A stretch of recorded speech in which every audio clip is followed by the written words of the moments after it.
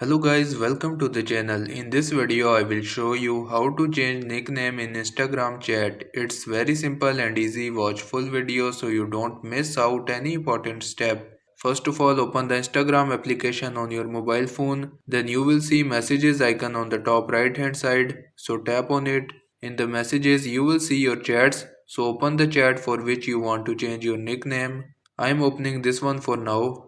So after opening the chat, tap on his name on the top. Then on the next page, you will see the nicknames option. So tap on nicknames. Then on the nicknames section, you will see your account. So tap on it. Then this window will open with your nickname. Simply remove your current nickname and write a new one. After writing your nickname, tap on done on the top right hand side and you can see nickname changed for this chat. Other people in the chat will be notified that you have changed your nickname. So this is how you can change nickname in Instagram chat.